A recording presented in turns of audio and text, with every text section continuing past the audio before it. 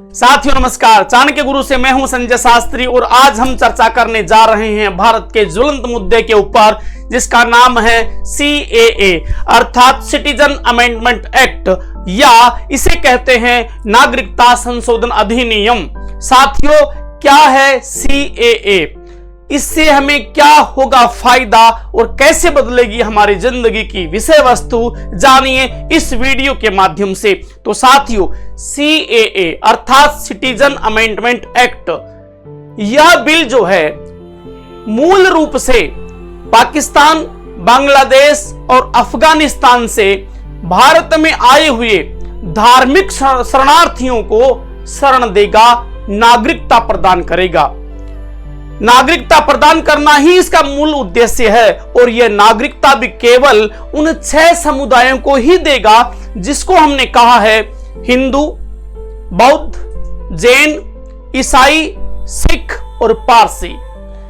इन 6 समुदायों में मुस्लिम शामिल नहीं हैं क्योंकि बांग्लादेश, पाकिस्तान और अफगानिस्तान में मुसलमान वहां बहुसंख्यक है, इसलिए इनको इस CAA के दायरे से बाहर रखा गया है। अब जानते हैं इसके इतिहास के संदर्भ में। साथियों 2014 में जब नरेंद्र मोदी सरकार का आगमन हुआ था उस वक्त एक संकल्प पत्र बना था, एक घोषणा पत्र बना था जिसे मैनिफेस्टो कहते हैं। उसमें CAA के संदर्भ में चर्चा करी गई थी।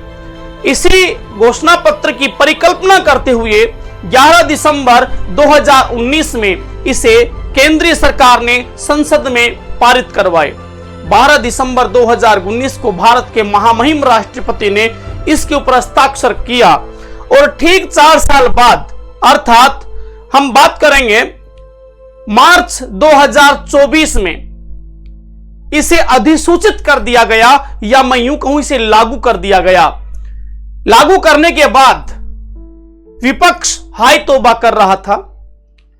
उनकी चिंताएं अपनी जगह हैं लेकिन हमारी भावनाएं अलग जगह हैं। दोनों में कुछ अंतर हो सकता है लेकिन मैं इस वीडियो के माध्यम से क्लियर कर देना चाहता हूं कि यह अधिनियम, यह कानून, यह एक्ट किसी भी भारतीय नागरिक की नागरिकता को ना खत्म करेगा और ना ही कम करेगा, बल्कि यह किसी को नागरिकता देगा। इसमें कुछ संशोधन भी हो सकते हैं। हमें इस बिल के माध्यम से नागरिकता कैसे मिलेगी तो जानिए इसके बारे में।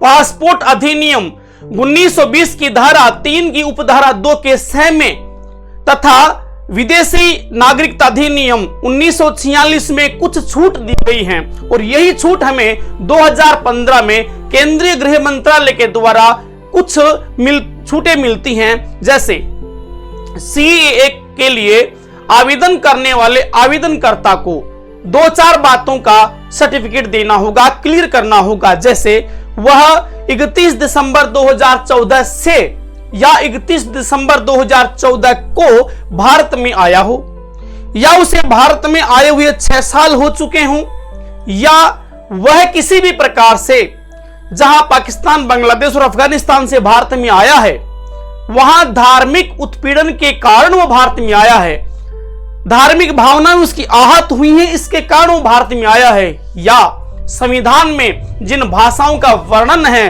उन भाषाओं में से किसी एक भाषा को वो जानता हो। यह मूल रूप से उन्हीं व्यक्तियों को नागरिकता प्रदान करेगा। इसमें रोहिंग्याओं को छूट नहीं दी गई है। मूल रूप से आप एक बात को देखिए, अभी हम देख रहे थे पश्चिम बंगाल की मुख्यमंत्री ममता बनर्जी, केरल का मुख्यमंत्री P. विजयन और तमिलनाडु के मुख्यमंत्री स्टालिन ये कह रहे हैं हम किसी भी प्रकार से CAA को लागू नहीं होने देंगे।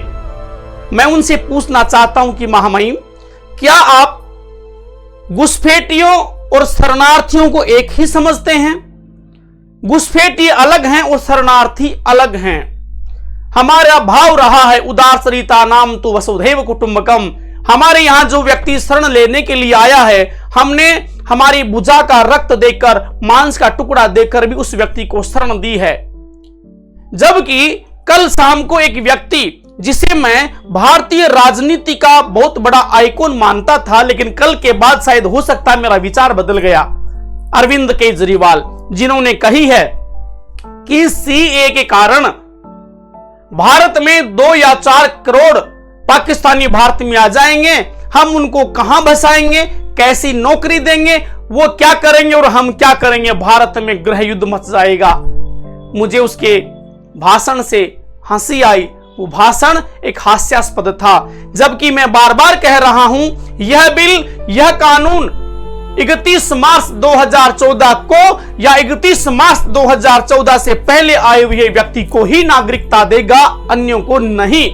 ना ही यह किसी भारतीय के मूल अधिकारों का हनन करता है, ना ही किसी की नागरिकता को कम करता है। इसीलिए सभी लोगों से मेरा निवेदन है, आप डरिए नहीं, भ्रामक मत होइए, किसी के भ्रम में मत आइए। सरकार किसी के साथ भी अत्याचार नहीं कर रही है। ये केवल उन्हीं लोगों के लिए, हमारे भाइयों के लिए है जो बाहर से आए हैं और धर्म के आधार पर सताए हुए हैं। इसलिए आप लोग निश्चिंत रहिए, किसी के बहकाव में नहीं आएगा। रमजान का पाक का महीना है, सभी मुसलमान भाई भी इत्मीनान से यह देख रहे हैं और स्वीकार भी कर चुके हैं। नमस्कार, धन्यवाद।